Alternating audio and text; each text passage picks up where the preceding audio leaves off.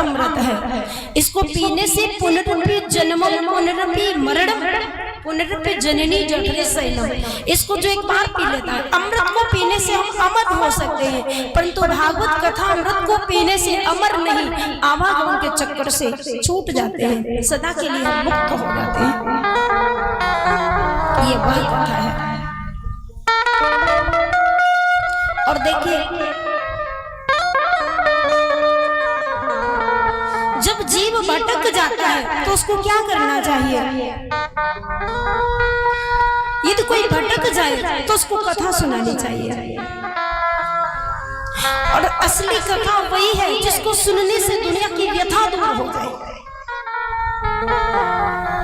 जब कोई भटक जाता है, जब कोई बर्बाद हो जाता है, कोई गिर जाता है, कोई फिसल जाता है, तो उसको भागवत कथा सुनानी चाहिए।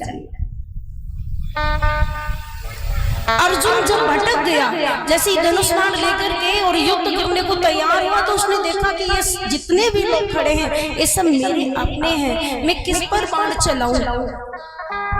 कोई मेरा मामा है, कोई मेरा फूफा है, कोई मेरा भाई है, कोई चाचा है, कोई ताऊ है, मैं किसको मारूं, किसको छोड़ूं? भटक गया। और जब भटक गया तो भगवान श्री कृष्ण ने उसको गीता सुनाई। गीता को कहाँ सुनाया गया? अरे व्यास गद्दी पर बैठकर तो हम गीता सुना सकते हैं, भागवत सुना सकते हैं, रामायण सुना सकते हैं, परंतु जहाँ महाभारत का युद्ध हो रहा हो, जहाँ दोनों तरफ बाण बंदूकें तनी हो, जहाँ धनुष बाणों का प्रहार हो रहा हो, जहाँ तोमर मुदगर फरसों की प्रचंड अग्नि में योद्धा समाप्त हो रहे हो, जहाँ तमाम लाशें पड़ी हो, ऐसी जगह पर कोई कथा सुनाता है क्या? परंतु वहां भगवान श्री कृष्ण एक गीत गाते हैं और उस गीत का नाम ही गीता है।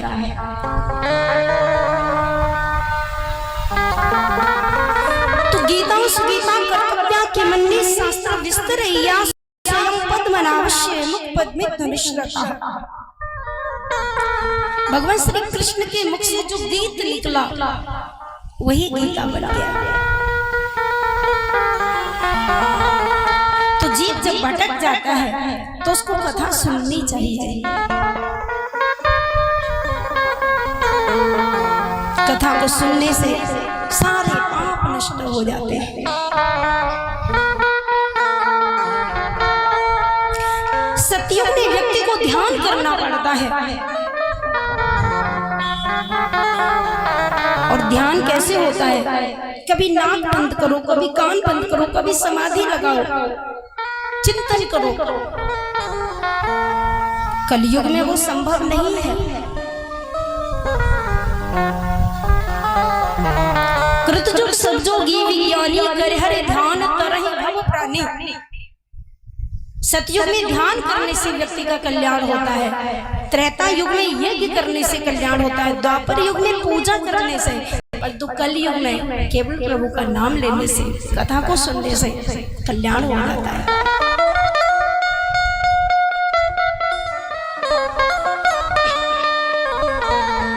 तो कलयुग केवल हरि गुण गावत नर पावहि भव था। ये भवसागर जो है, भव सिंधु को पार यदि करना है,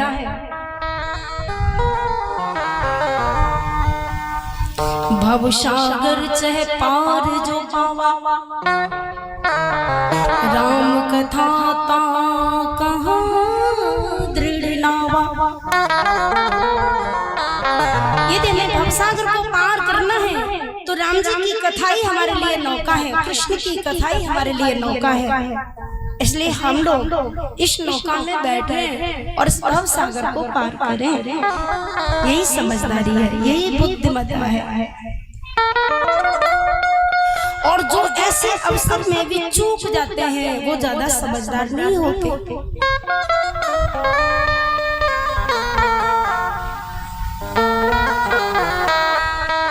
बड़े भाग मनुष्य तनु पावा, सुर दुर्लभ सब ग्रंथ निगावा।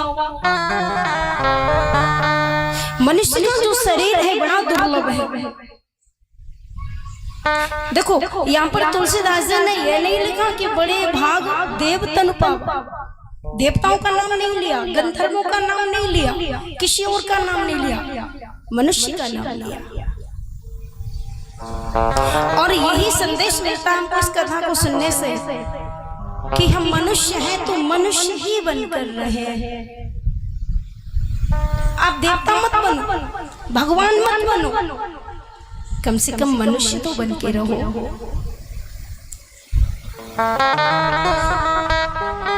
तो दुनिया में रहना है पर तो मन को भगवान के चरणों में रखना है। कोई कहते हैं भैया तेरे धन माल कितना है, कोई कहता है दुनिया में तेरा चलता व्यापार कितना है। पूछ उठता है कोई तेरे नाते पोते कितने हैं, ये किसी ने न पूछा तेरा ठाकुर से प्यार कितना है। ये किसी ने न पूछा तेरा प्रभु से प्यार कितना है।